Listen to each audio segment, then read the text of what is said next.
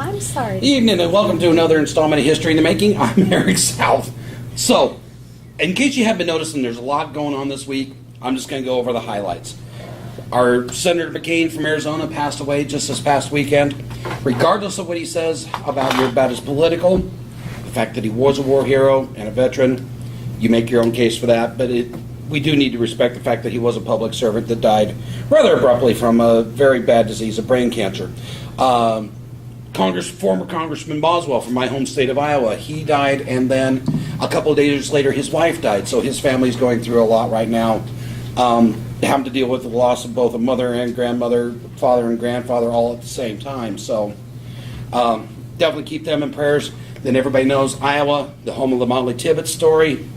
So much going on with that. You almost have to keep a running tally yourself because there's just so much going on with that. So just a lot to think about, a lot to pray about. Not including all the earthquakes, volcanoes, and everything else that's going on. The earth is crying out, people. Amen. The earth is crying out. The scripture says, all of creation cries out and waits for the manifestations of the sons of God. If you're watching this video and you are a Body Works believer, learn how to pray for this world. Learn how to take the authority that you've been granted and make an impact. That's what we're trying to do with this History in the Making.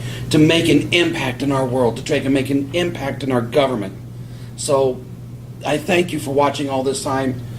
And we're going to enter into prayer. And then we're going to get right into it. So Father, we thank you that you've laid it upon our hearts to learn these things.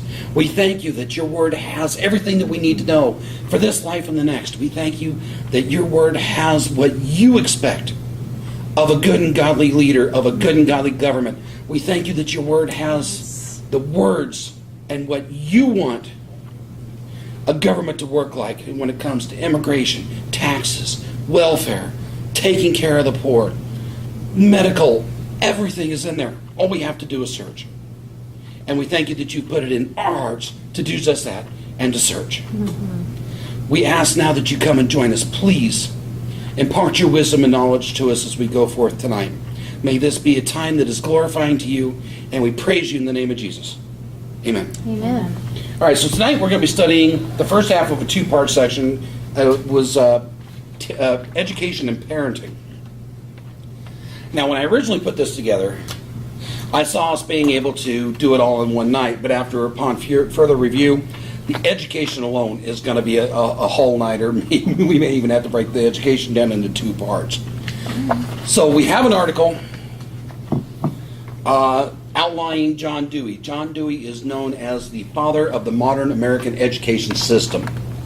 John Dewey wrote a book called the Humanist Manifesto.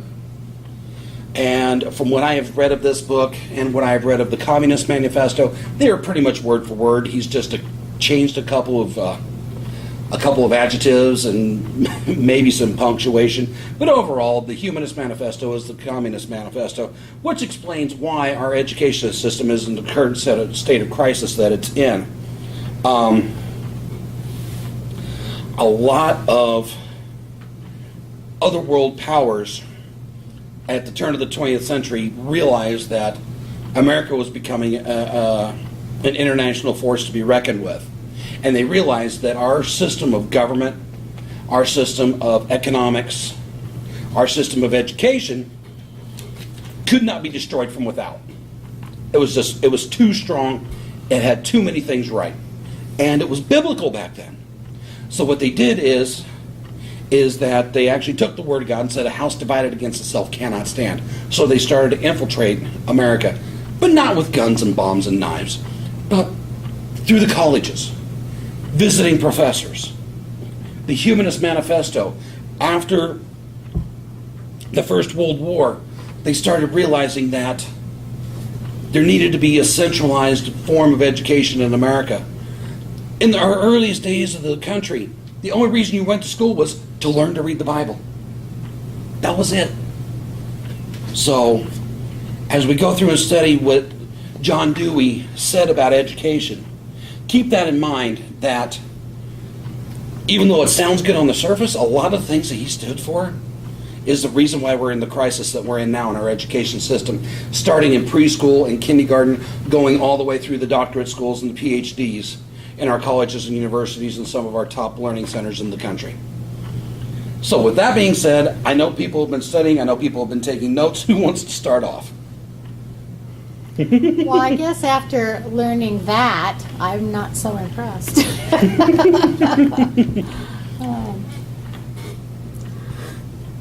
Because a lot of what he says does sound good on the surface. Well, and he says that, you know, the education and schooling are instrumental in creating social change and reform. Yeah. That right there is your first warning. Anytime they start, Ding, ding, ding. yeah, when they talk about talking about social change and reform, not to bash a political party or anything else, but we heard that slogan not too long ago with hope and change. Fill in the blanks for yourself. So you can see how this all ties in. Yeah, and before he mentions creating social change and reform, he says a place to learn and how to live. Mm-hmm. Exactly. They're going to come, instead of having the Bible as an absolute, they're going to come up with their own absolutes. And he even starts off earlier than that. Dewey continually argues that education and learning are social and interactive processes, thus the school itself is a social institution through which social reform can and should take place.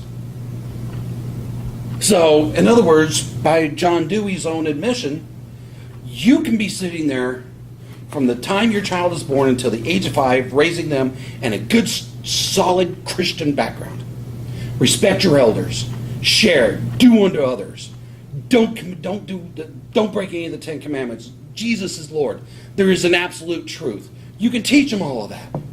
You put them into a public school setting, and John Dewey himself says social reform should and can take place in a public school. So you send them to a public school, and if you don't keep reiterating what you taught them as a child, they're going to lose it.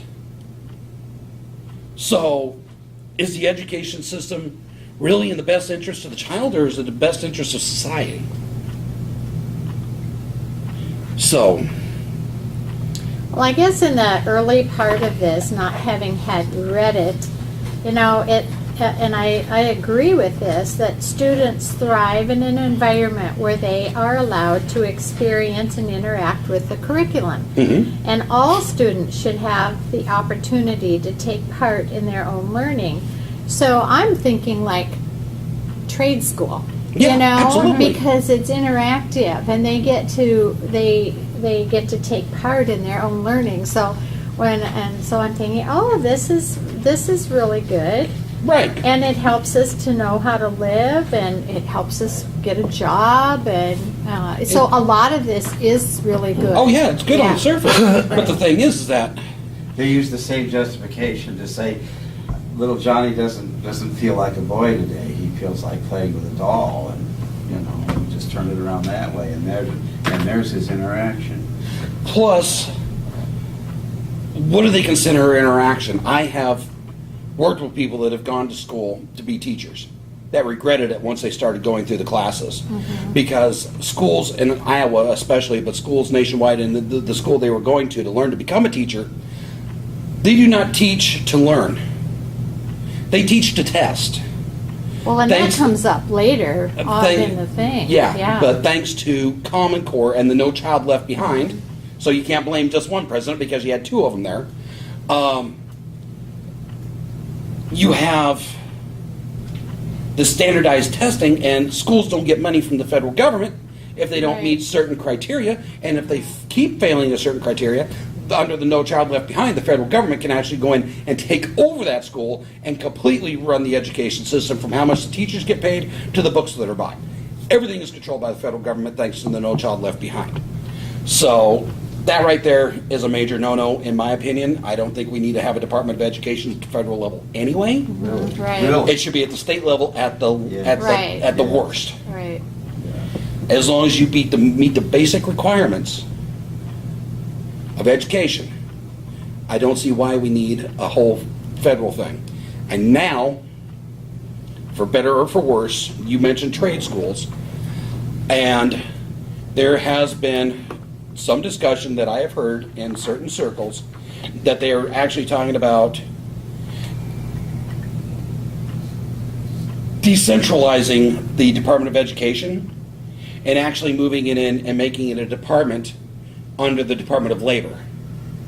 So that way the Department of Labor can look at their statistics for jobs vacant, and they can say, okay, this is the education we need. Because right now, I have talked to people that are welders, I have talked to people that are high iron workers, I've talked to people that are electricians, plumbers, welders, all of this.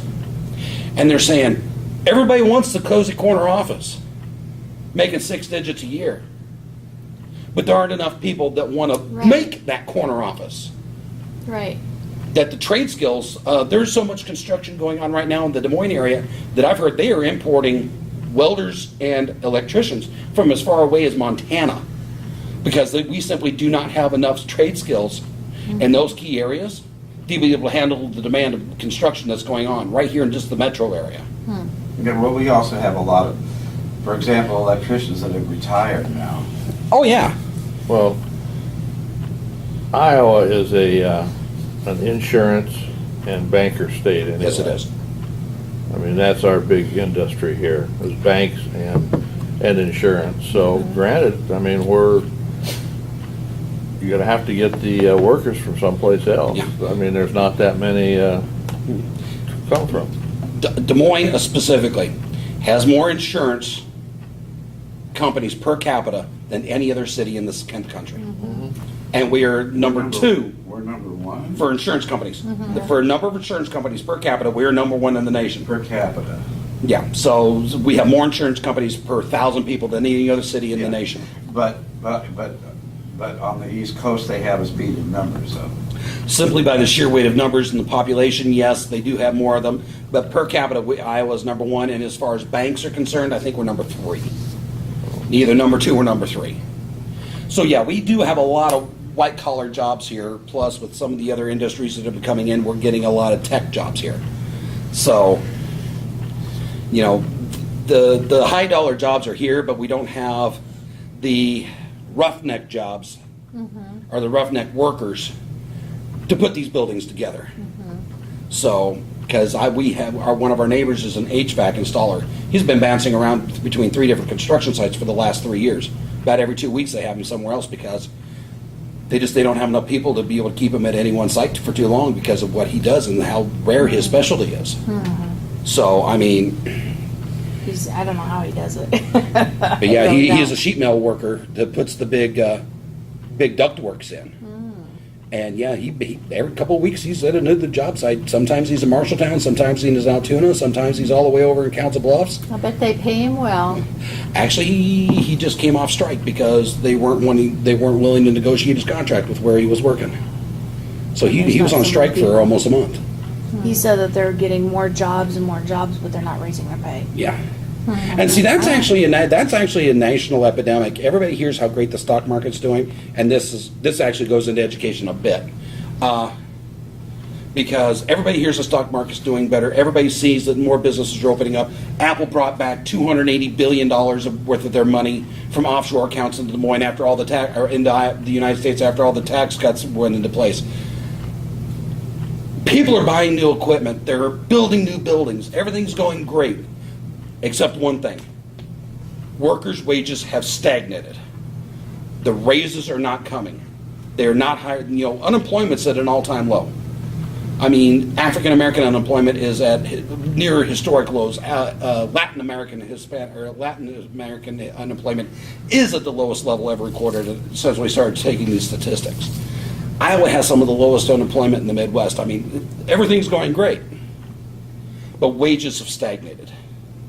And that goes back to education because everybody's saying, well, you have to go back to school, aka spend money, so we can give you a raise, instead of saying, hey, we've got these dividends coming in. We're going to give everybody a 3% raise or a 5% raise or, whatever else. I mean, you heard about all the bonuses at the beginning with the tax cuts. But for those that didn't get bonuses, there was no pay increase. And last week we even discussed how some companies and some founders of companies said, hey, just because we got a tax break from Uncle Sam, we are under absolutely no obligation Right. to pass that along to our employees. So that's how that ties in with education, because the employers are going, hey, you want to make more money? You're going to have to go drop a bunch of money to get a better degree. Instead of saying, hey, you've been busting tail, we've been doing more with less. Now we can afford to have the workers. Now we can afford to take some heat off you and get a couple people and spread your workload around. But guess what? Since you stuck through this for thick and thin, here's a 3% raise. It's not happening. So Because it's greed. because it's crony capitalism and it's greed, Yeah. and it all feeds into education, because a lot of these board members are alumni from the big colleges, and they want to see their colleges grow. So how do you do that? You force people to go to school by withholding their due. Right. So Well, but eventually, if the unemployment picture stays that good, where you don't have a lot of people that are unemployed, eventually some of the wages will have to go up. yes, they will. Because of greed. Yeah. Well, I will not name cities, but I had a former boss of mine move from way out of state, from a relatively small city in the northern U.S., and this boss said that all the businesses in her line of work had sat down together and froze wages. So it did not matter what building you went to. With your skill set, you were going to make the exact same amount of money. That way there was no competition. And everybody could keep their workers right where they were. Male and female. Yeah, and it was an entire industry. The only thing I will say, it was in food service. Hospitality. So, all the hotels and restaurants got together and said, this is how much we're going to pay this person, this is how much we're going to pay this person, this is how much we're going to pay this person. So it didn't matter which company you went to, you were going to make exactly the same money. Because the companies, in effect, had their own union. Yep, because they had a monopoly on the market. Yeah. So anyway, and yes, that all does tie into education. So now that we're on to that, what's the next point somebody wants to bring up? Because there's a lot here.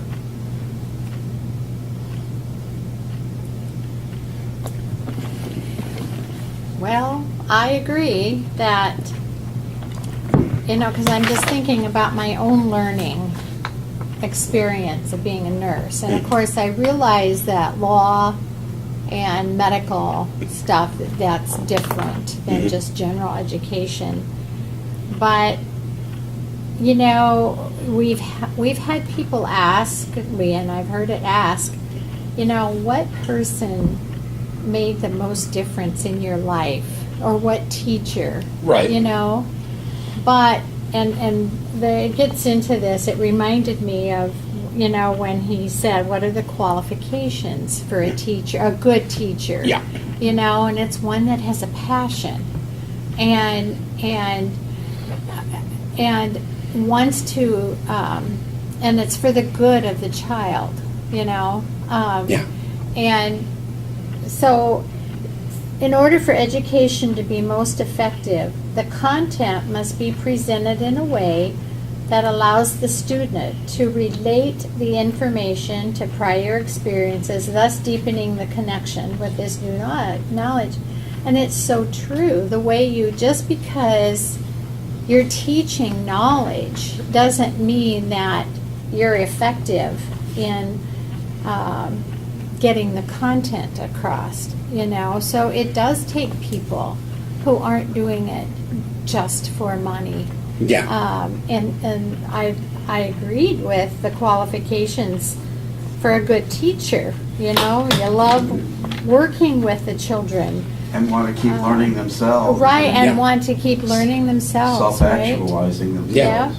yeah. And so it's a social, they talked about that later, it's a social service, because it benefits society. When you have a group of people that are learning and are productive members of society. Yeah. Oh, yeah. Some of what he says is very passionate. And it's actually true. Well, he'll say something like, the business of the teacher is to produce a higher standard of intelligence in the community, and the object of the public school system is to make as large as possible the number of those who possess this intelligence. But then, if you go a page before that, he's talking about in preparing the students, you're to be you're to exercise your authority over them, so that they'll docilely take in whatever you're cramming down their throats, and that's saying just the opposite.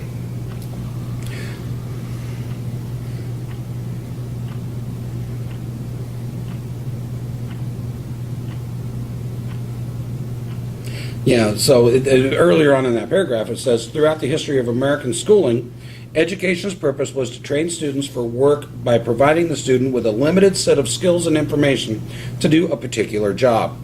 The works of John Dewey provided the most prolific examples of how this limited vocational view of education had been applied to both the K through 12 education and to the teacher training schools, who attempted quickly to produce proficient and practical teachers within a limited set of instructional and discipline-specific skills needed to meet the needs of the employer and the demands of the workforce. So that goes right back to what we were talking about earlier, how they're talking about dissolving the Department of Education and moving it under the Department of Labor. Because while that may sound kind of counterintuitive, when you have schools teaching specific skill sets for specific jobs, Like the trade schools? Right. Is that what you're talking about? Okay. yeah, then you have schools that are turning out children capable of doing these jobs. Now, granted, back when this was written and even before that, technology was not what it is today. Right. I mean, there was no such thing as technology. It was just progress. Technology didn't really come into effect in a big way until the late 60s, when the transistor radio came out. Because according to everything I've read and everything I've heard, the invention and mass manufacturing of the transistor is what made everything that came after it possible. Like this cell phone, without the transistor, would be the size of the Empire State Building, if you had to use tubes and wires. So that gives you an idea of how much the transistor circuit improved the quality of life and changed what was practical. My father was going through an electronics school in '67, and they were still teaching wire diagrams and tubes. And one of his professors looked at him and said, I feel worthless. Because he said in 1968 they are going to start transitioning to printed circuit boards, and everything I'm teaching you will be completely useless inside 3 years. You will have to go and relearn it all. Yeah, you used to be able to go into a lot of grocery stores in Des Moines, and they'd have a tube testing booth set up, so if you wanted to test some tubes for your radio or whatever. And that I didn't know, but it doesn't surprise me. Or your television set, yeah. You do that. So anything else?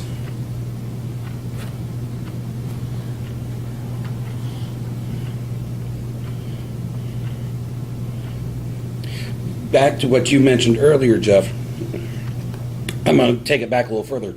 Dewey claims in The Democracy of Education that rather than preparing citizens for ethical participation in society, schools cultivate a passive pupil via assistance upon mastery of facts and disciplining of bodies.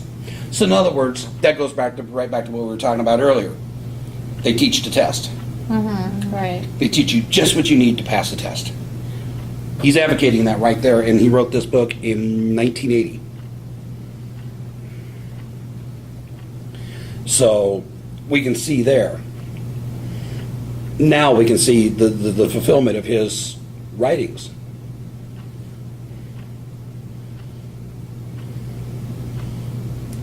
You know, our daughter-in-law went to school for 12 years. Well, while she was going to school, she went to a school, and I can't say the name of it. I don't know if it's called an open school or what, but it's totally kid. You get to like choose how you learn, kind of a thing. You know, it is very unstructured. I've heard of them. And she loved it. And yet, our granddaughter went there and couldn't handle it. There just wasn't enough structure in it. And so and it reminded me of this when they were talking about the child being part of the curriculum or whatever. Yep. Because I'm not familiar with any of those kinds of schools around here, but Colorado is more. We really don't. About the closest thing we have here is charter schools.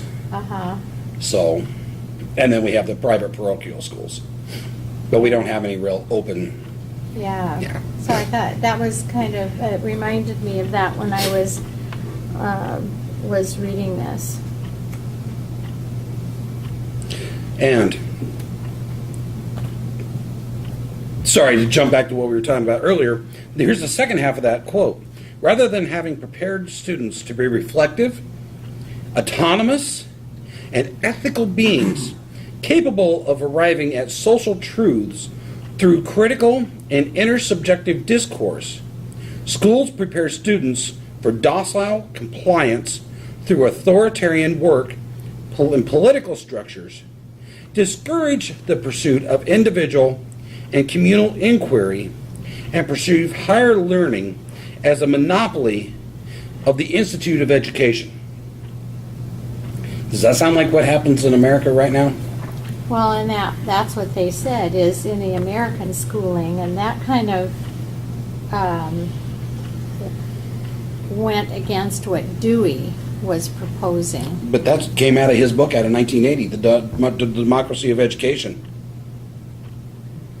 Yeah, that's why I'm saying that he contradicts himself. He'll make a wonderful glittering generality, and then he'll get specific and take it away. Yeah, because out of these books, everything that I just read was out of his book of Democrat for Democracy, or Democracy of Education, and the School and Society. One was Right. born in 76, and the other was written in 80. Yeah, but what I read in there, that it kind of contrasted, and that's why I wrote that down, Yeah. because it said in the American schooling that was all of those things, but this is what he was proposing. So I took that as that it was contradictory to what he was. Yeah, and he was saying. actually the one that proposed it. Well, they also say, as Dewey notes, the business of the teacher is to produce a higher standard of intelligence in the community, and the object of the public school system is to make as large as possible the number of those who possess this intelligence. Now Skill and ability, now and that's- to act wisely and effectively in a great variety of occupations and situations is a sign and criterion. of the degree of society and the that a society has reached. The degree of civilization that Right. society has reached. So, in other words, he believes that some of the things that we are now facing is actually the evolution of our society. Some people are saying that parents should ask an infant, a newborn, if they can change their diaper before they change their diaper. They are saying that you cannot assign a gender to a child, that a child can pick their own gender as early as 2 and 3 years of age. There was just I'm sorry for this woman's loss, but there was just a bleeding heart story today on the news about a 4th grader who decided that he was gay, and 4 days after he admitted it, he committed suicide Because all the kids at school. because the kids at school bullied him. We adults can tell kids to believe whatever we think is socially acceptable. But when God created us, and before we get indoctrinated with this, we know instinctively what's right and wrong. That's why when children grow up in homes that are either too authoritarian or have absolutely no discipline at all, they go nuts because they know something's missing. I grew up in the latter home. I grew up in a home where there was basically no structure. I raised myself from the age of 13 because there was virtually no structure. I went nuts. Literally, I went nuts. And kids that grow up in the opposite kind of home, where you can't sneeze without permission, they do the same thing because they instinctively know that while discipline is a good thing, that discipline is not. Just like I knew instinctively that I needed boundaries. I need to know just how far I can go in any direction, and then I can excel in that box. I can go as high as I want in the box, but I gotta know where the boundaries are. And I didn't know. So I just went, blah, every which way I could. I was like that old movie title, any which way but loose. Right. So, you know.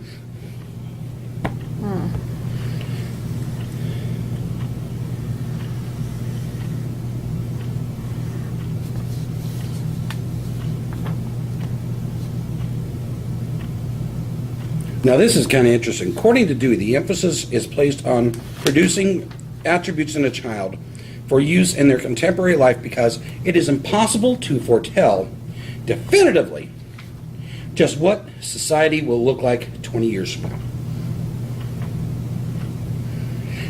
That, to me, says that he was promoting the culture war, the generation gap. Because up until then, every generation knew what was coming because what was expected out of them was exactly what was expected out of their parents. And their parents expected it out of them, just like their grandparents expected it out of their parents. There was no generation gap until we hit the 60s. At least from everything I've studied. Now, I'm obviously not old enough to have lived through it, but from everybody I've talked to and everything I've read, the 60s and the baby boomer generation had a larger impact on society than they originally thought they would.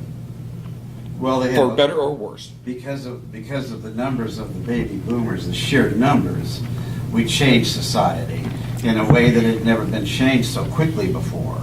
Because now we're talking about capitalism, and now these kids are teenagers, now they're going to be looking for cars here. So the commercials change and everything else change, they start catering to the money. And that's why I would enjoy the elevator music they play in grocery stores because it was off the top 10 of the 60s. Yeah. You know, and I can remember, and this is my personal observation as a kid I was born in the early 70s, but I can remember my dad was a factory worker and he made good money for the time. And I can remember how he would get his annual raises and bonuses and whatever else, but the cost of living just seemed to be get a little bit more than what he was making. Right. Year after year after year. So when I was 10 years old, my mother was a stay-at-home mom from the day I was born to the age of 10. When I was 10 years old, it was realized that to just maintain what we had, which wasn't a lot, my mother was going to have to re-enter the workforce. Yeah, that was social engineering on the highest level Yeah. because the Federal Reserve kept jacking up the interest rate. Well, and it you're was paying 18.5% interest in the 70s for a credit card. well, you pay that now, but anyway. Yeah, but anyway, No, but, you pay but 20. yeah, but the thing that I noticed is that it wasn't the interest rates; it was the cost of the basic things. We didn't have credit cards. Right. And that's We didn't have anything else. But you know, the cost of groceries. I mean, a gallon of milk went from 75 cents to almost $1.50. A loaf of bread went from a nickel to almost 50 cents. In just 4 or and 5 everything years. kept going up on a regular basis. Yeah, and what I began to realize, even as a little kid, was that companies are going to get as much money as they can. So if they can jack prices high enough that mom has to start going back to work just to be able to pay the bills, well, school no longer becomes school. School's now a free 6-hour babysitter That is right. while mom's Yeah. at work and dad's at work. Right.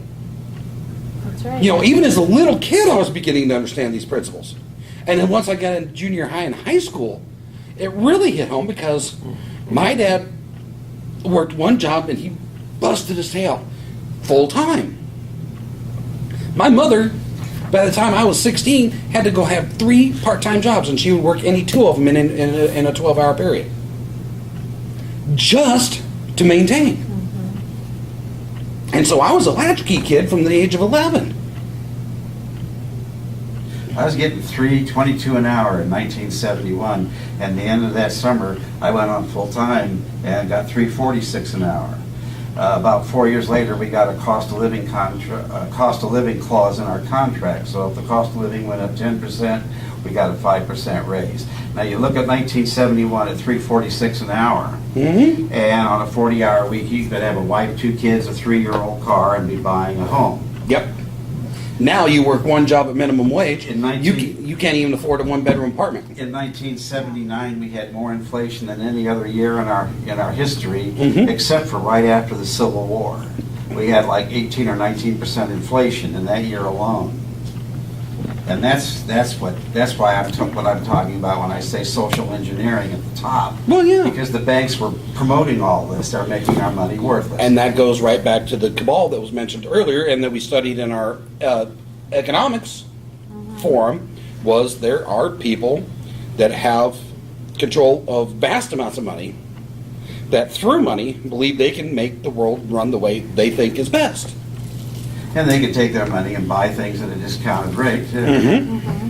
But that $3.46 in 1971 was about $9.22 an hour in Yeah. 1979. Yeah. So And it didn't keep up with inflation either.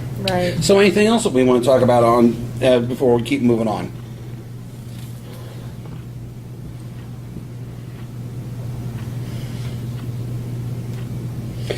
Further down in that same paragraph, it says that Dewey was not ignorant of the impact imparting these qualifications, intelligence, and skills and characters upon young children in their present life would have on future society. So in other words, when he was espousing some of these things in his books, he knew the future he was advocating, which is the future we have.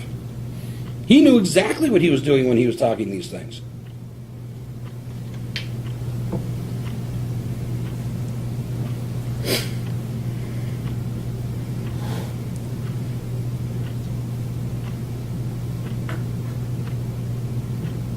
But,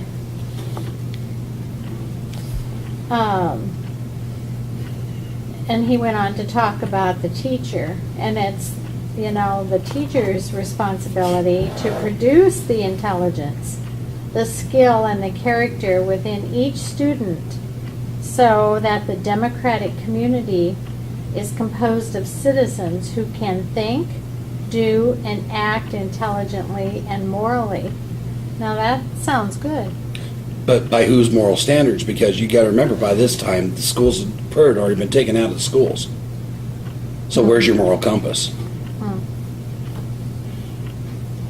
Not to saying that's wrong, because you're absolutely right. I mean, this is a strong principle.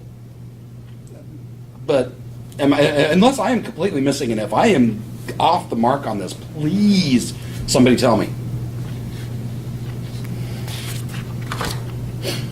Because I don't want to be here sitting here espousing stuff that nobody else agrees with. Okay, so this was in 2010, right? Mm-hmm.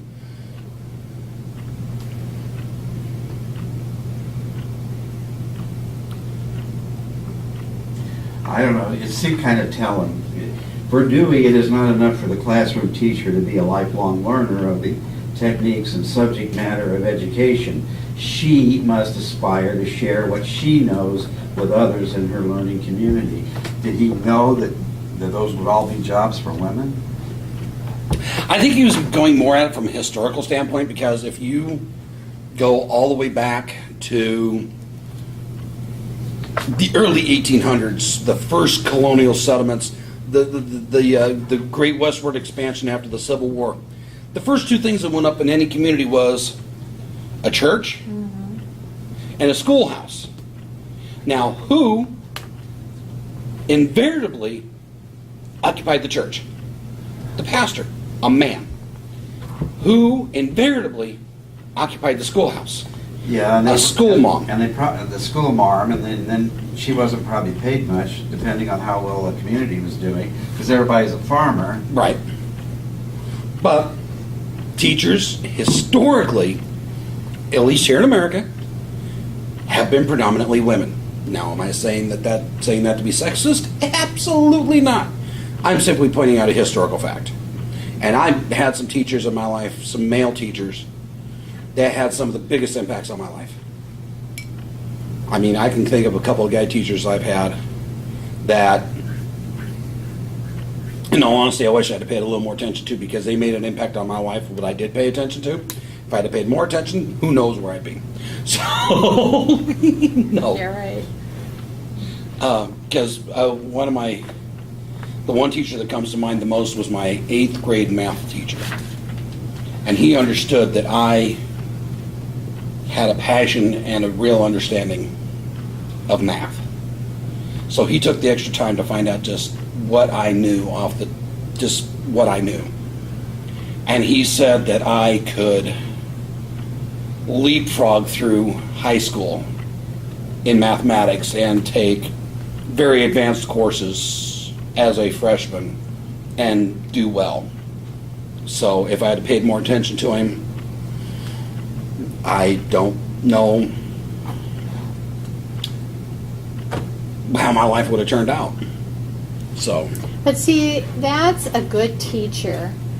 And, Dewey talked about, the teacher's knowledge, that, to really, one, have a passion for it and to know how to communicate it, but to be really good in at least one subject, so that you could teach it well to the student. But that teacher, a good teacher will also look at her student and see what that student is good at, Mm-hmm. or what that student isn't good at, and take that into consideration. But and the student, the child, knows when a teacher is interested in you and Mm-hmm. takes the time.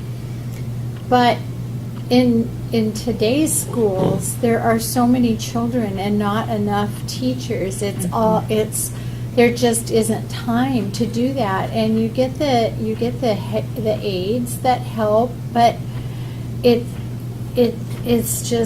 overwhelming. And excuse me, when I was in school, almost 30 years ago now, a lot of emphasis was placed on kids that couldn't keep up. Kids that just needed that little extra effort. Me was on the opposite end of the spectrum. They tested me for advanced learning classes. I was 3 points away from qualifying for advanced learning classes, which means your freshman and sophomore year of high school, you do all your academic work for high school. Then your sophomore or your junior and senior year are all college credit for whatever you want to take. I was 3 points away from qualifying for that kind of an education system, because I wasn't challenged. That's why I dropped out. Nothing was challenging to me. I could do a week's worth of homework in a day or a day and a half. When it came time for study period, I was the center of a big circle, because all the kids wanted to be around me, because I already understood the material and I would help them out. Mm-hmm. I didn't go to school for weeks, went and took my finals my freshman year. I aced every one of them. That's the kind of student I was. There's all kinds of money. There's all kinds of programs. There's all kinds of help for people that just can't quite keep up. But the people like me, who weren't just quite there to get the challenge that they needed, we're stuck in the lurch because what we're doing is too easy, but we're just not quite there to be able to get to the stuff that really challenges us. That happened to our son too. Talented and Gifted program had just started, and it was new. And they had their own little separate group, and they did their own little extra stuff. But as far as, and he dropped out as a freshman in high school. And I made it halfway through my sophomore year. He got in trouble, and just wasn't. Yeah, I made it halfway through my sophomore year. And to make matters worse, when I went to get my GED, I took the test to see if I needed classes. I aced it. 100%. The lady looked at me and goes, "If it was up to me, I'd give you your diploma right now. You don't need to take any more tests." Then she looked at me and goes, "Why aren't you in school? We need statistics like you in school." Right. I'm like, "Because I aced that as a sophomore is the reason I'm not in school." She goes, "Fair enough." So, talented and gifted classes were just, I think your son and I are about the same age.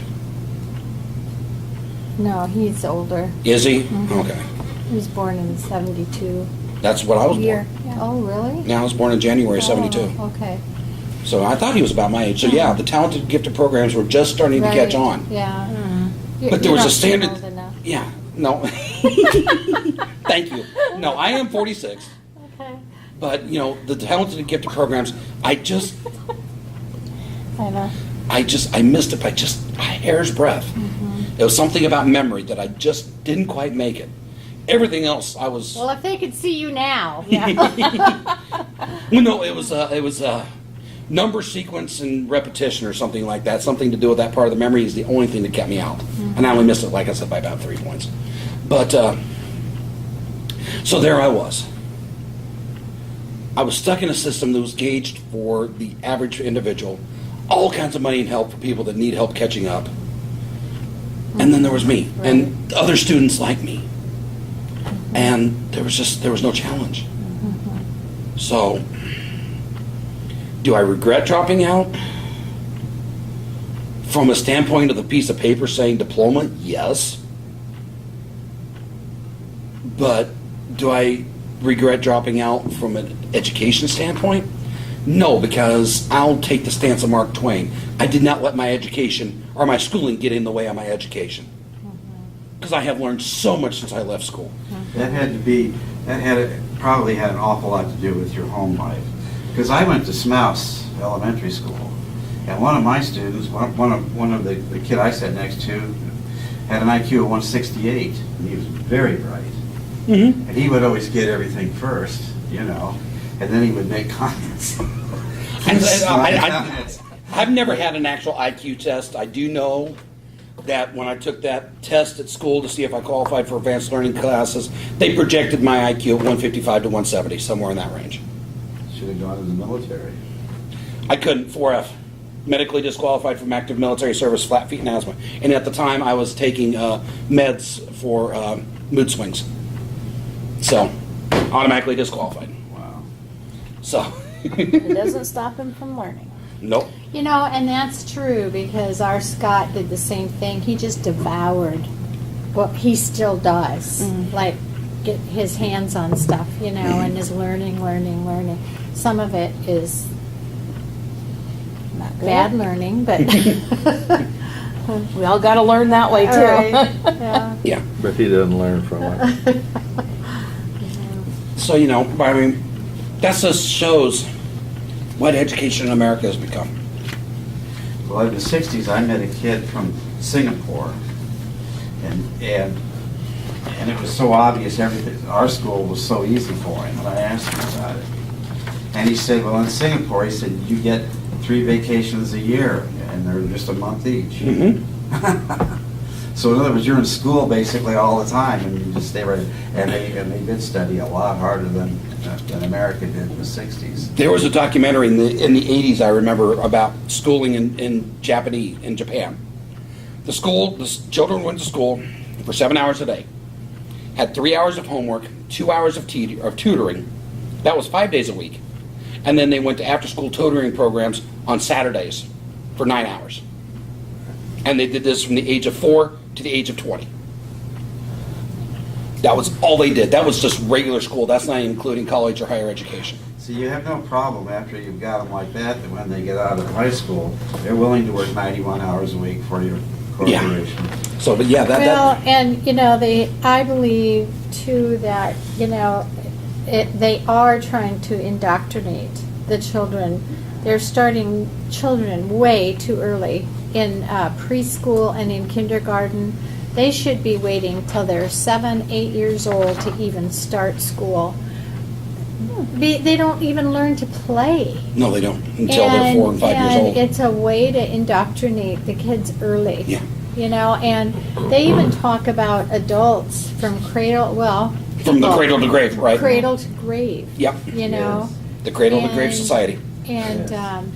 I homeschooled Michelle, and that was one of the best things I ever did up through 8th grade, and then you know, being part of, anyway, that was one of the best things that helped me kind of understand from a teacher's point of view. I don't have the gifting of a teacher, but I'm a darn good teacher when it comes to my kids, you know, because life is teaching, you know, just raising kids. You're teaching them something. Yeah. That's why I like taking care of Hudson. I'm teaching him, you know. Yep.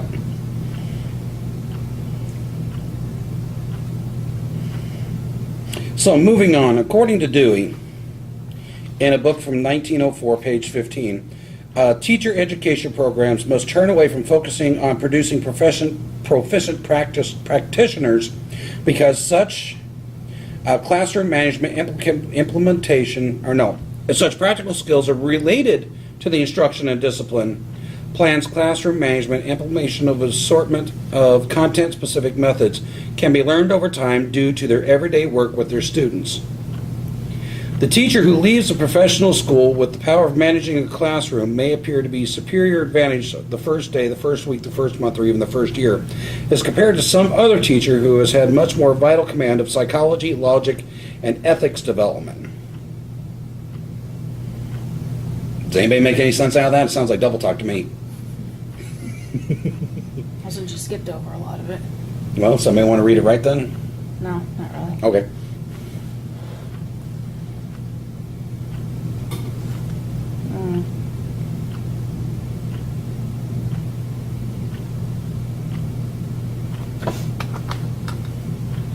Now, here's something that you were talking about earlier. As Dewey notes, other professional fields such as law and medicine cultivate a professional spirit in their fields to constantly study their work, their methods of work, and perpetual need for intellectual growth and concern for issues related to their profession. Teachers' education as a profession has the same obligation. Now, I don't know a lot of teachers, but I know a few, and I would say most of them do not fall into that category. They cannot wait for the 3 months that they don't have to deal with kids. What was that old saying years ago? The doers do it, and the ones that, and if you don't do it, then you teach it. Yeah, the doers do, and those that don't do teach. Yeah. Yeah.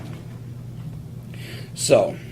Well, teaching is a very stressful Yeah. environment. I mean, just as the generations have gone by, there's a group of kids in there who don't have both parents at home.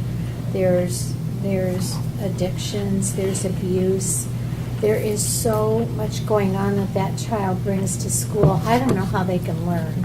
Yeah. Yeah. And so that teacher has a lot to do. And that's why when we were raising our son, I knew there were some things that he was going to need a little extra work with. But the first thing I focused on was manners and respect. Because if you've got a student that respects a teacher and has manners, then they are in a situation to where they are going to be able to sit and apply themselves without acting out, without causing trouble, without being a distraction. And they're going to be more malleable to be able to learn and catch up on those deficiencies. But if you don't have a student that is in that condition to begin with, then you've got more problems.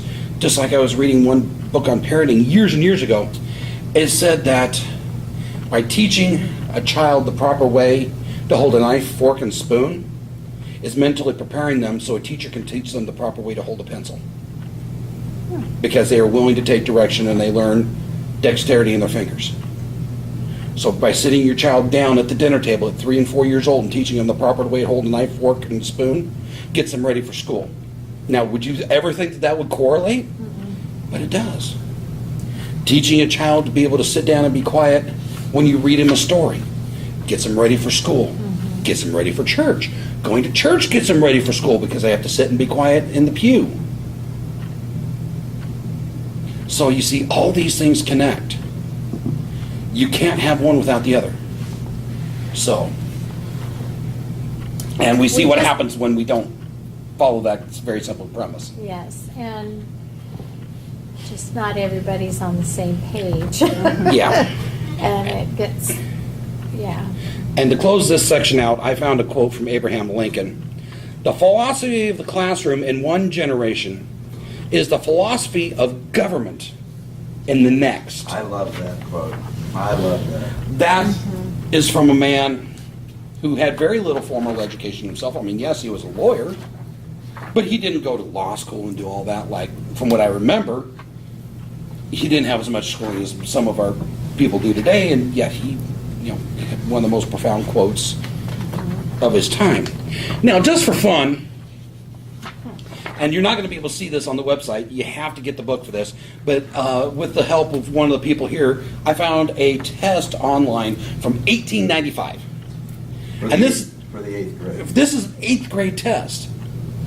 Okay, so understand, this isn't even high school stuff, and I'm not sure any high schoolers could answer these questions. I went through and looked at it. There's parts in here I look at it going, no. So if everybody wants to pick and choose like one question from anywhere random in the test, just read it out, and then you ask yourself if you could answer that question. But they did qualify that by saying, of course, these students who took this test have also had the teaching, recent teaching on it. Right. Unlike us, who it's been years since, so. Yeah. But we should know it. Yeah. Some of That's these. the whole point. Yeah. Some of Granted, these. they've been taught and they were, been through their lecture and everything at that point, and then they take this test, But there were We- also many that didn't know it. Right. Well- And that's when they got held back until they did. Just like give the 9 rules for the use of a capital letter. English was my absolute worst subject, so I don't think I can name 3, let alone 9. what's a capital letter? We'll start there. You started to say something and I interrupted. So, I don't know what it was now. Okay. So, name the parts of a speech and define those that have no modifications. Now, what's a modification in a speech? You see? What is punctuation? Give rules for principal marks of punctuation. Okay, now what are the principal marks of punctuation? I'm thinking period, question mark, exclamation point, and parentheses and quotations. Yeah, emphasis. Emphasis, yeah. So that's what I'm thinking about that. I'm not even sure about that. Like I said, English was my absolute worst subject. So there's just a few questions in grammar. And you only get 1 hour to complete all that. Yeah, and you get 1 hour to answer all that. Now, arithmetic. Name and define the fundamental rules of arithmetic. I was surprised when I read that because that sounds like that they should always teach that. Give you that feeling about it. Yeah. But then they get down to stuff like a wagon box is 2 foot deep, 10 foot long, and 3 foot wide. How many bushels of wheat will it hold? Now that's going to be practical for those kids that are working on the farm. Right. But the average bushel is about 3 feet in diameter and about 18 inches tall. Well, you gotta first find out how many cubic feet that is, Right. and then you go and figure out how many cubic feet in a bushel. Yeah. So there's 2 things you gotta know. Then a load of wheat is 3,942 pounds. What is it worth at 50 cents per bushel? Deducting 1,050 pounds for tax or tar. That's just. Now these are farm questions, yeah, but I mean the basics of the arithmetic behind it are just as applicable today as it would be to a farmer 130 years ago. With the advent, though, of computers And and calculators, yeah, they don't even know how to count money. Mm-hmm. That's just like Pythagorean's theory. If I can say it right. I never thought I'd use that, but I use that all the time. Mm-hmm. A squared plus b squared equals c I squared. don't even know what that is. That's a It's- triangle. Okay. Yeah. Pythagorean's theorem. Okay, so find the cost of 6,720 pounds of coal at $6 per ton. So how many pounds are in a ton? 2,000 pounds. So you're talking 3.5 tons, so 6, 12, 18. So you're talking about $22 roughly. That's an easy one. He's great at math. Yeah. So but I mean, honestly, if you were to take the storyline out of this and just give the basic numbers and the the answer you want, how many kids today could actually do some of these? Well, I like to put some of the other questions they had. One of them was name and locate the principal trade centers of the United States. We're getting to that part. American history. Give the epochs into which American history is divided. Here's one nobody probably get. Give the Yeah, I account don't know of the how discovery many of epochs America. there were. There's three. You've got the Pilgrim, the Revolutionary, and the post-civil. Okay. Talk to a kid today and ask him, where is it? I just had it. Give an account of the discovery of America by Columbus. Maybe like Columbus who? Actually, there's a big move to eradicate Columbus Day because he was a murdering despot that brought European diseases and wiped out whole Indian communities, and he didn't even actually land in the Americas originally. He had landed in Cuba. Well, there's this whole move from the left to say Rewrite everything history. that the white male ever did in America is evil. Mm-hmm. Well, not just in America. But anyway. Show the territorial growth of the United States. Okay, so we had the original 13 colonies. What was the next big advent? Well, The next big event after the original establishment of the original 13 colonies. What came next? Louisiana Purchase. The Louisiana Purchase, and then what came after that? The Mexican-American War, where we got Texas, Yeah. where we got Texas, California, New Mexico, Arizona, parts of Idaho and Washington State. So that was the next big one, and then we had the unclaimed territory, which is the rest of Washington, Montana, Idaho, and parts of the Dakotas, which we just went in and sort of said, "Hey, we're going to add this too," and it was discovered due to the Lewis and Clark expedition. So that. And then in 1959, when Alaska and Hawaii became states. Right, and that was actually Alaska. Actually started before that. That started in.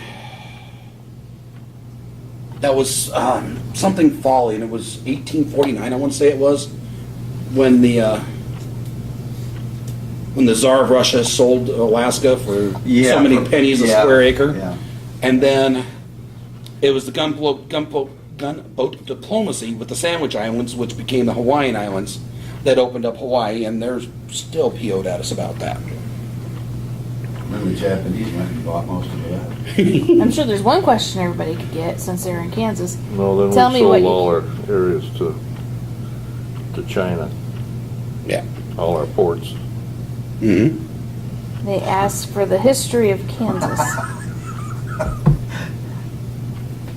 So, yeah. Now here's one for those of us that are war buffs. Name the 3 prominent battles in the Revolutionary War.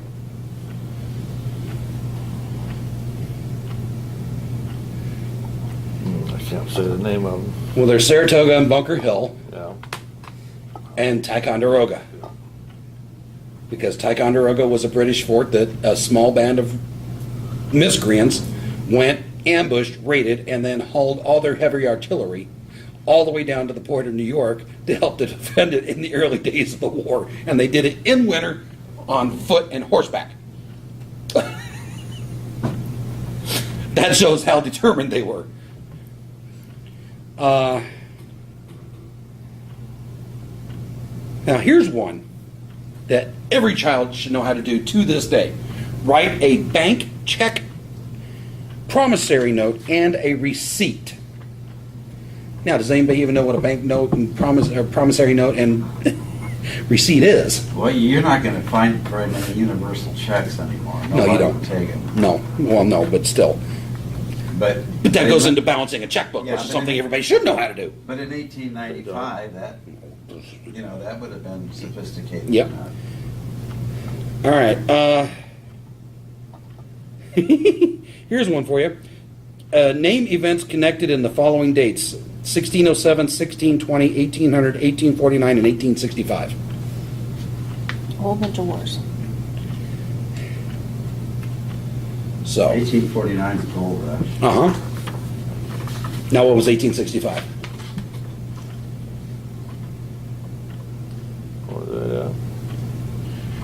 It's the end of the Civil War. No, the question. Oh, Just flip the pages here, so I lost it. it's right down here at the bottom, Okay. right there. So, well, I was getting ready to move on. Sorry.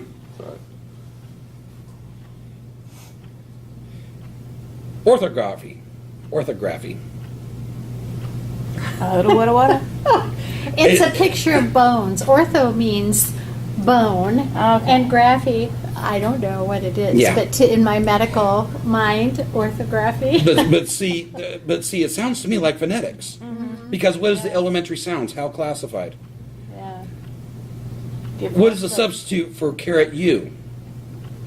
Give 2 rules for spelling words with a final E. Name the 2 exceptions under each rule. Use the following correctly in sentences. Cite, C-I-T-E, cite, S-I-T-E, cite, S-I-G-H-T. And there's other ones, but that's just the first 3. Now, I'm not even sure what some of those mean, so how am I going to use them correctly in a sentence? Oh, you could if you just think about it. Oh, I know I could too. Yeah, I know if I were to actually apply myself, but yeah, we don't have time to do that. Okay, so that's just a few questions under that. Then we move on to geography. What is climate, and upon what does climate depend? Now, there's a whole lot of fun for those man-made global warming extremists. Well, yeah, but think of it in terms of you're a Kansas farm boy. Your parents have a small farm. How do you account for the extremes of climate in Kansas? Yeah. Well, you'd have to sit back and say what the trade winds. You'd have to say where we are on our latitude and longitude, so we don't have that. We have a longer growing season. We don't have any mountains, so the rain is pretty. Same all the year round. Of what use are rivers? Of what use is the ocean? Describe the mountains of North America. Tall, round. No, because you've actually got 3. You've got 3 prominent chains. Sorry. Boy, you described the mountains and then A, so that's not applicable. Because there's 3 major mountain chains in the U.S. You've got the Appalachians to the east, you've got the Rockies in the middle, and then you've got the Sierras in the west. So those are the 3 major mountain ranges in the U.S. Sierra Nevada. This does describe the mountains of Yeah. North America. It doesn't say what are the mountains. You're right. Tall, Okay. round, and rigid. Hi. Hi. Okay. Oh, that's what you get taking drugs. Oh, what fun. Now, the question Jeff asked earlier. Name and locate the principal trade centers of the United States. Now, remember, this is 1895. One of them you won't think of anymore. Oh yeah, Louisiana. Actually, there's one that's not much of there's one that's not much of anymore, but it used to be really big, and that's Seattle. Because that's where all the whaling ships would sail from. Seattle was huge for whaling ships. In fact, the ship that is the basis for the story of Moby Dick sailed from Seattle. So you had Seattle, you had San Diego, San Francisco, Los Angeles, Louisiana, and New York. Oh, and Norfolk, Virginia. or Newport News, whichever way you want to call it. So so those are the major trading centers in the U.S. Okay, I've got a chuckle here off screen. What now? What did I say? I'm just like, where are you storing all this information? Think of a sponge.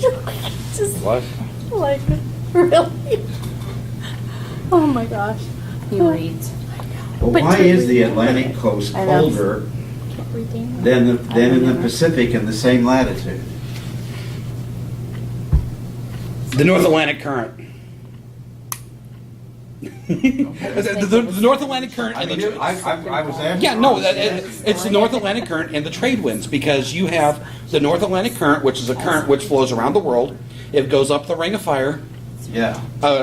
in the Pacific, and then it goes down around the tip of South America, and then it comes back up. But you also have the jet stream, which sweeps across the North Atlantic Current, which is what feeds the tropical air and pulls it to the northern latitudes in the U.S. So that's why the Pacific Ocean's hotter than the Atlantic. Well, Plus, it's also- larger. What's the It's also answer? He'd be a like, matter of sunlight, isn't what's it? the as answer? well? Yeah, it's up to a point. I remember a movie called The Restless Sea in the 60s. Maybe it was in the 50s. And it went on and it showed all of the currents that they knew about at the time. And it said, so this water that started in 1350 is just now coming Yep. up, you know. So what were you two chuckling about while I was? Oh, Are we just- done testing yet? We're like, he'll give 100%. We're going, what's the answer? Oh, so much has changed. I know. and- Describe the movements in the Earth and give the inclination of the Earth. It's 23 degrees. Okay, are you talking true north or magnetic north? Because they're not the same. Describe the movements of the Earth. Well, it rotates on its axis at about 1,000 miles an hour. And its orbit 1,066. around the sun is about 66,000 miles an hour. 66,630 if I I remember my don't think numbers that's right anymore because we've moved. Well, yeah, but anyway. And no, true north, true north in relation to the sun, in relation to the sun, the Earth sits at about a 15 to 23 degree axis in relation to the sun along a vertical plane or along a horizontal plane. Magnetic north sits at 26 degrees. So magnetic north and true north are not actually the same. Yeah, I knew that. See, they So that could- way, when you look at a compass, you're looking at magnetic north, not true north. And you got to be able to translate from magnetic to true. Yeah. And why does that matter? If you want to get from point A to point B without getting lost, It matters with your compasses, with your gyroscopes, your sextants for sailing. It also matters because magnetic fields and the position of it also affects solar radiation, solar output, and interstellar winds. Because as two poles, similar poles repel, Right. and two opposites attract. The same thing happens there. You have magnetic fields. That's why you have the aurora borealis in the northern hemisphere, because the solar radiation is hitting that magnetic field in the ozone layer, which is causing the ripples and the colors and all the pretty lights display. So that magnetic field is there to basically help maintain the ozone and everything else, and it also affects how the sun interacts with us. Yeah, it keeps the radiation from now, drying in us. answer to your question, why do you need it? If you've got a map sitting in front of it and you're sitting right here, you figured out where you're at, and you want to go up here. All right, you mark the length so you know the distance and how far you've got to go, and you've got to figure out what direction to go.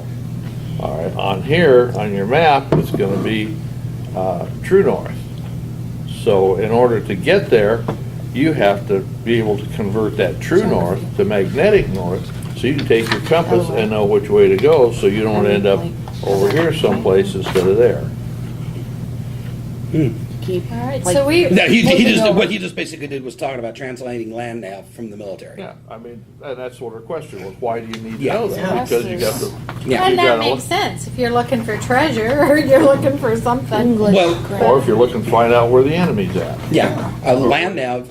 I mean, even with all the advanced GPS and everything else like that, Marines. I don't know about the Army, but I know Marines are still expected to do land nav with a compass and a map as part of their graduation from basic. We had to know it all the way through, and I don't know, of course, GPSs weren't real big, when I went Yeah. through all the schools and everything, but Yeah, but as far as I know, the Marines to Bass Basic, as a squad, you still have to be able to do land nav with a compass and a map. I think the Army probably still does I too, would imagine because they- so.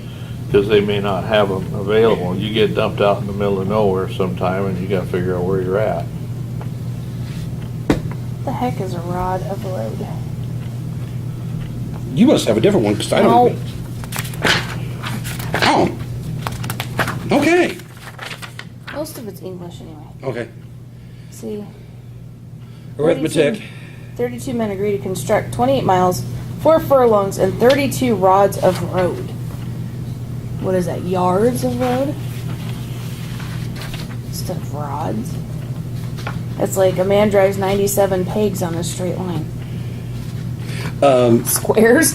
If I remember, a peg was a mile. Okay, that makes sense. 32. Click. The 32 men agreed to construct 28 miles of 4 furlongs of 38 or 32 rods of road. That's a railroad Oh. because the rods are your horizontal ties, your furlongs are your rails, and 28 See? miles is the length. I would have failed, I wouldn't have done that. Well, you gotta know it if you're gonna race in horses. You gotta know what Yeah, a furlong is. Yeah. Back I then they guess- needed And it. how to bet on it. I guess the bottom line in all of this is, and it talks about this, is about the dumbing down of America Mm-hmm. in the last 100 years has been substantial, particularly in the last 50 years. We've heard that term a lot, dumbing down of America. Yeah. And We used to be number one. When tests like this were administered, we were number one in the world in education. Now, we're in the 50s. Iowa used to be the standard by which the Yeah. rest of the country was tested. right. Now, we rank, I don't even think we're in the top 20 anymore. The Iowa Basic Skills Test used to be the benchmark standard for how other schools were doing. Now, we're not even halfway up the mark for education. But yet, we spend more money per capita as a country than any other industrialized country on the globe. And most of them are passing us by. We've even got some third world country, quote unquote third world countries in Africa and parts of Latin America whose education are catching up with us, and they're spending pennies on the dollar of what we do. Yeah, but our administrators get to retire as millionaires. Well, that's a whole other subject that we're Is that what I think it is? what? 5. Into what 3 functions is the government of the United States divided? Yes, judicial, executive, and legislative. And define each function. Legislative is the lawmakers and holders of the purse. The executive is the president, and the judicial is the Supreme Court and the judges. There you go. Why do we reckon 180 degrees of longitude and only 90 of latitude? Yeah, that was one I wanted to know too. What page is that on? It's the very last one of the test. It says geography. Because latitude are parallel lines, and longitude are perpendicular lines. So longitude each stays the exact same distance from each other, and longitude will intersect themselves at each pole. Now, just for giggles, people know how many miles there are per degree on a map? Per degree. Per degree? Yes. Like you have 1 degree east latitude. Do you know how many miles from the international date line you are to have 1 degree off? True. Never studied that. It's 60 miles. So there's 60 miles to a degree. And there's 15 degrees per time zone, roughly. All the way around from the international date line to international date line. That's interesting. Normally, I would just look at the legend on the map that I'm working with, but it's nice to know that each degree is 60 miles. Yep. To a degree, though, only to a degree. Right. Might be 2 degrees, but never mind. At least we did Yeah, number it'd be 120 10. miles. Define equator, zone, latitude, and longitude. I think we covered that. No, actually we didn't. Some of it. Well, there's 4 major zones. You have the equilateral zone, and then you have the Tropic of Cancer Capricorn, and then you have the Arctic and Antarctic zones. Those are the 4 zones on the planet. It says, And where does the Earth have the greatest diameter? I would say on the sides, on the equator. Yeah. equator. Yep. Because of the water. And not only that, but think about it. You take a ball, any ball, and you spin it. It's going to compress at the top and bottom and elongate out on the side. So so Earth is not actually a true sphere, Yeah. Yeah. simply by the truth of centrifugal force. Well, it's the moon that does that. The moon is what determines the tides. Yes, and the moon also decides how much water is going to be on each side. Mm-hmm. Yeah, because of the gravity of the moon affects tides. It affects the water. Yeah. Oh, so Okay. I can As a- thank as the a- moon for as their a- wa- for Norfolk. Yeah, pretty much. Okay. Bad moon. No tree. So, anything else? Yes, I think we could go on all night with questions that. Yeah, we are. No, know, we're moving on to and the founding fathers on education. Yeah, Yeah, but we could have fun with that test until dawn. well, you might, but. I've got to get up in the morning. Noah Webster on education of the youth from 1788. Every child in America should be acquainted with his own country. He should read books that furnish him with the ideas that will be useful to him in life and practice. As soon as he opens his lips, he should rehearse the history of his own country. That sounds pretty straightforward to me. James Wilson, Lecturers of Law, 1791. The duty of parents is to maintain their children decently and according to the circumstances, to protect them from according to the dictates of prudence, and educate them according to the suggestions of a judicious and zealous regard for their usefulness, their respectability, and happiness. So, who's supposed to be teaching kids these things? Parents. Parents. Not the school. Or the church. For avoiding the extremes of despotism and anarchy, the only group of hope must be the morals of the people. I believe that religion is the only solid base of morals, and that morals are the only possible support for free governments. Therefore, education should teach the precepts of religion and the duties of men towards God. Yes. Gouverneur Morris, penman and signer of the Constitution. Now, George Washington, everybody knows who he is. All I am, I owe to my mother. The attributes of all my success in life to the moral intelligence and physical education I received from her. Now, a bit of a side note on education, most of us are not taught, but 25%, a full quarter of all the men at the Constitutional Convention were homeschooled. Most of them didn't have anything over what we would consider 6th grade education. So these men that we would consider low-schooled and homeschooled were able, by divine providence, to put together some of the most powerful documents and some of the most lasting documents in American history. Well, there was a comment in there that said, my grandmother, don't put down your grandmother who only had an 8th grade education, because if she knew all of the things in that test, she knew a lot. She knew more than that. than those of Yeah. us that, Yep. yeah. So I thought that was a good statement. So, and then there's a lot of scriptures on education, like who is supposed to perform education, the methods of education. They even talk about college. Now, most people don't think about college in the Old Testament, but if you stop and think about it, that's what the Sanhedrin was. That's what the Pharisees were. That's what the Sadducees were. They were a college. You went to higher education. Yeah. Then you became part of that college institution. You were basically an alumni that was a teacher.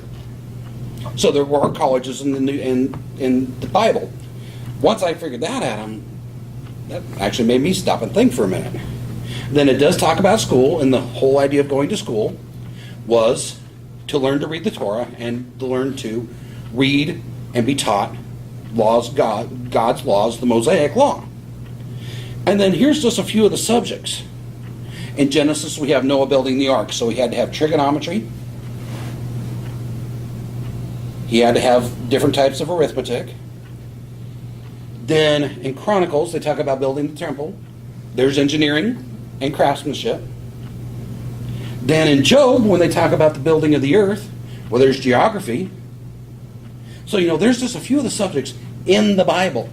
So when they say you can't read the Bible and learn anything, how did these guys build some of these things? They had to have some form of education in mathematics, engineering, load. Because, you got to remember, they built everything out of stone and lumber. Can you imagine doing the calculation, how big a pillar would have to be to support a 4-ton block on the roof of a temple? Just think about the math involved in that. Yeah.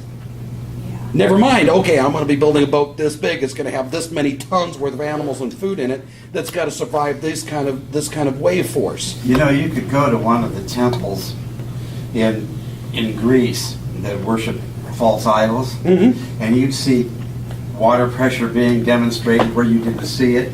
You just put your coin offering up there, and the wave moved this down and did that lever behind that you didn't see, and then you'd see the miracle up there. Do you suppose Job had a job? Wow. Okay. He worked for himself. Didn't That was good, honey. I needed that laugh. Now, does anybody know when the story of Job was supposed to have happened? It was before, I think, it was pretty early. It was supposed to, I believe, been earlier than even Abraham and some of them. I heard it was supposed to be happening in the conjunction with the time of Abraham. It could be, yeah. It could be. All the studies that I've done on Job, outside the scripture, relates that it happened right around the same time as the story of Abraham. Well, I do know that Job, there were dinosaurs at the time of Job. Yeah. Oh, and in 2 Kings, it also talks about behemoths walking the earth with men. So, we'll get into that later. We can actually cover that in global warming, but anyway, because we'll talk about the flood. And then the reasons for education. So, the scripture, again, has everything you need if you just know where to look. And, yikes, we ran a little long tonight. I know the Jewish families, they taught their kids. And, it's from, when they were small till they were older, and as they walked beside, they were always, so the family was that was important And in the Jewish culture. The boys and girls, all children, but even boys, stayed with their mother solely at home until they were 5 years of age. And then they could be weaned and start occasionally going with their fathers to learn the trade that their fathers did, whether they were farmers or, in the case of Joseph and Jesus, a carpenter. And so, but for the first 5 years, they were solely with their mother. So, everybody talks about the duty of a father to teach. What was the mother doing for that first 5 years? She had to have her hand in something.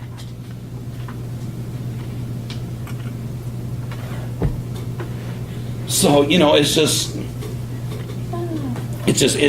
baffles me.